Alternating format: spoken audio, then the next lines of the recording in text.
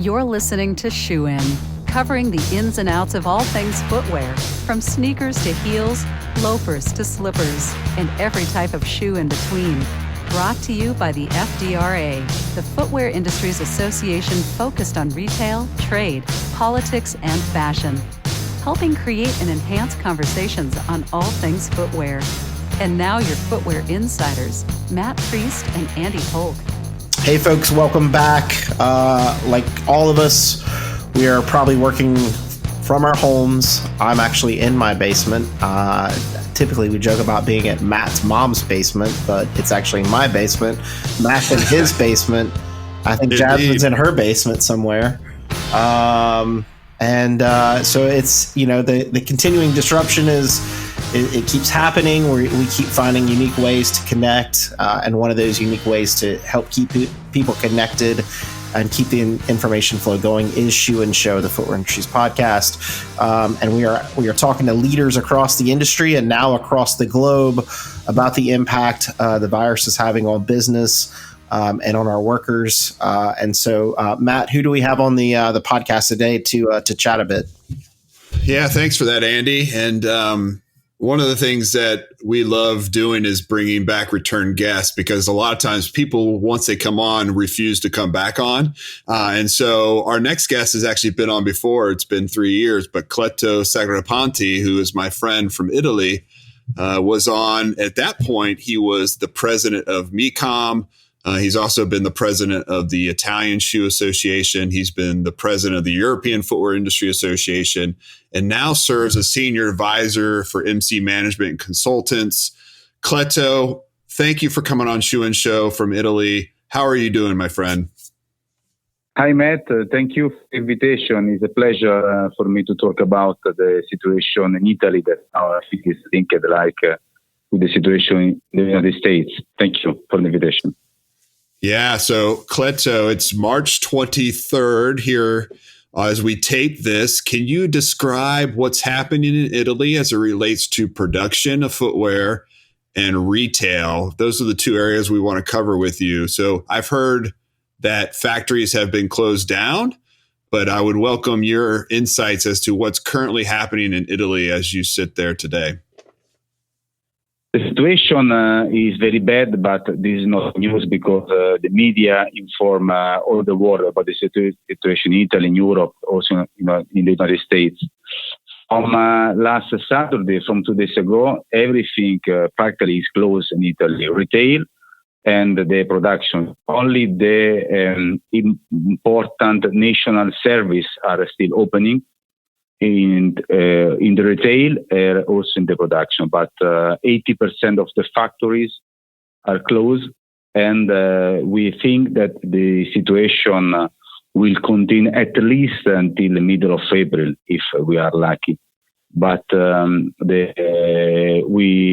are afraid that the situation will arrive until the beginning of May, middle of May, because if we follow the trend in China, in Italy, we are now, we hope, in the peak, but it takes another 4-6 weeks to start to arrive to the normal, but just to starting to the normal. So at least until end of April.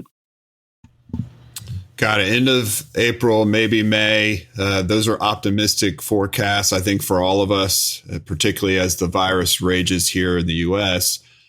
Can you describe, based on the geography of Italy, where is we've heard in the media the northern part of the country is hardest hit, but is retail closed down in all of Italy? Are footwear factories, no matter where they are in Italy, closed down? Can you walk us through, from a geographical perspective, where in Italy is most impacted? Yeah, sure. The problem in Italy is that the virus is the most important area in terms of industry, because the major impact is between Milan, Brescia, and Bergamo, where it's located the 40% of the total Italian industry. So this is the problem, that this area is already 3 weeks that they stopped, and we think that the stop will arrive until end of April. And because all Italy now closed down, also middle of Italy, where there are many of the shoe companies, and also in the south of Italy. But the question is when we will reopen the most important area for us, that is located between Milan, Bergamo, and Brescia. A second question is that Milan for us is the fashion capital of Italy.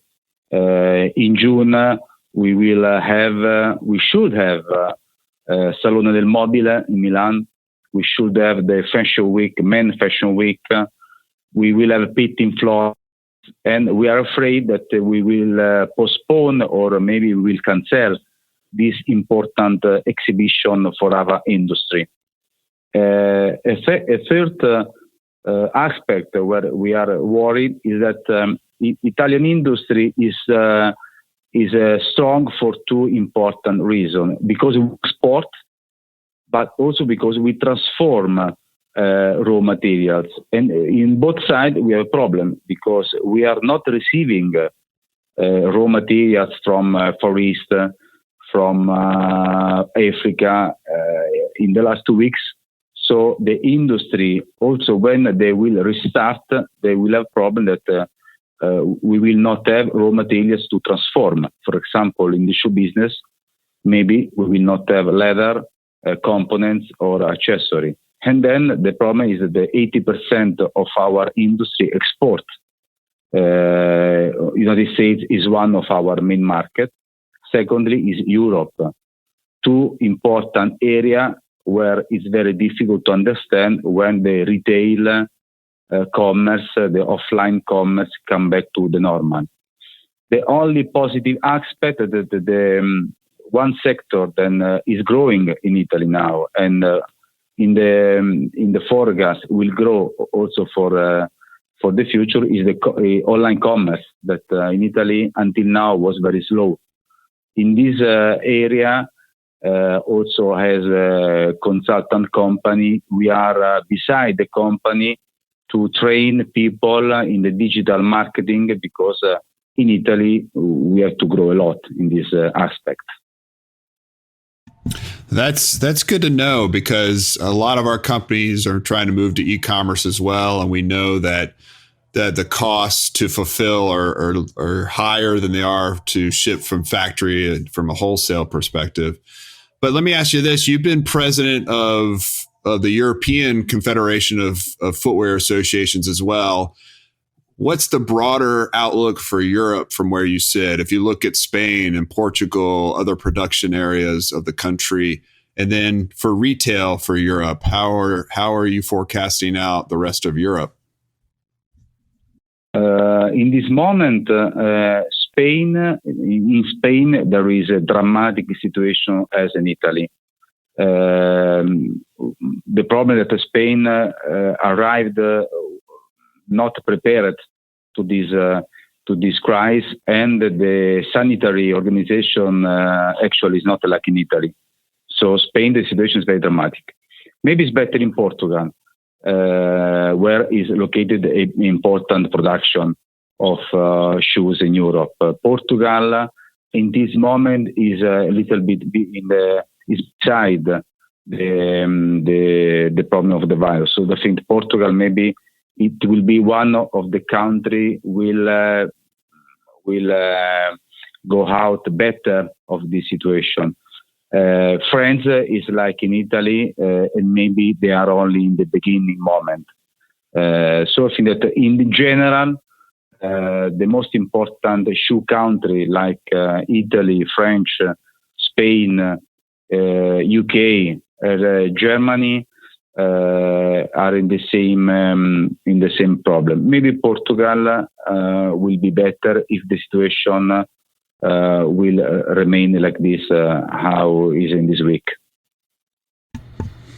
And so, Cleto, as we start to wrap up our conversation, because we're keeping these conversations as quick hits to ensure the industry has much information on the fly as possible.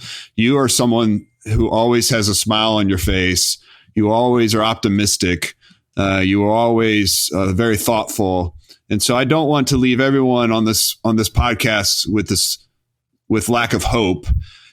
Talk to me about things that you're optimistic about. You did talk about e-commerce, but more broadly than that, what are things that you are still hopeful for in the future for the Italian footwear industry, for the Italian retail market, for the European market, and ultimately the global footwear market?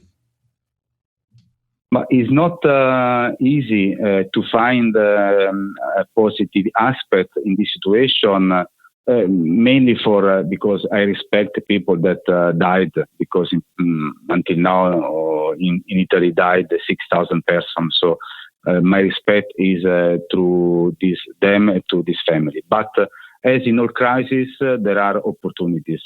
The opportunities in this moment for Italy is to reshore some industry, like for example, mask or protective individual device that we lost in the last 20 years. Now, many companies are transforming their production to this important protection device that I'm sure will become an important things for our life in the future. Secondly, many companies now are going faster in the digital marketing and online business, because in this business, Italy was a little bit delayed compared to the States, compared to Far East. So now this is an opportunity for many people, for many younger people, to open a new kind of business. Then also in the e-learning, for example, in Italy is 20 years we are talking about e-learning in the school. Now we are forced to stay at home, and also my child is attending their school every day by e-learning. So this is the opportunity that maybe in Italy push a traditional country to arrive to other countries more modern than us. Then I think that is a moment where the Italian people really stand unit.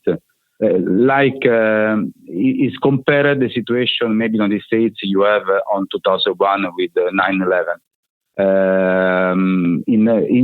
It was not easy to have 60 million people in Italy that follow the instruction, stay at home, and all together we fight with this third war, we can say. So this is an important opportunity. After 170 years, after we made Italian, now we are making the Italians.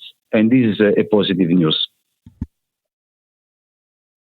That is very positive news, Cleto, and we are all inspired by the images and the videos of Italians singing to each other across the empty squares. Yes.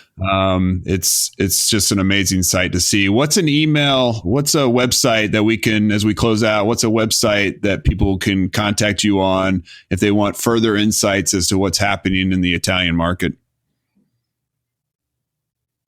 I think that the best website is the website of the 3-4 major TV channels, because in this moment the three public channel Rai 1, 2 and 3, and also Mediaset, Canale 5, Italia 1, they really they are doing their best to entertain people at home, and they are trying to find all moment to get united between us. In particular, Rai Play every day as connecting with important actor, singer, and many important people in Italy that stay at home and entertain people to stay at home, to not go outside. All right, folks. Well, Cleto, thank you so much for spending some time with us. We really appreciate it. Folks, whether it's Dick Johnson at Foot Locker or David Kahn at Birkenstock or Cleto Sagripanti, our friend in Italy, we are bringing to you the experts that are facing this on the front lines within our industry. And we can't thank you enough, Cleto, for coming on. If you want to download more episodes of Shoe In Show, make sure you go to shoeinshow.com. We have all the episodes laid out there, more than 200 different episodes to take from our catalog, whether you need a refresher course in sustainability or to see where product is moving or to stay up to date on the coronavirus response from our industry. Make sure you go to shoeinshow.com. And with that, stay well, my friends. Stay safe. Stay home as directed by our government officials. And we'll catch you on the next Shoe In Show. Shoe In Show is out. Shoe In has been brought to you by the FDRA, the Footwear Industries Association focused on retail, trade, politics, and fashion, helping create and enhance conversations on all things footwear. For information about FDRA, visit fdra.org.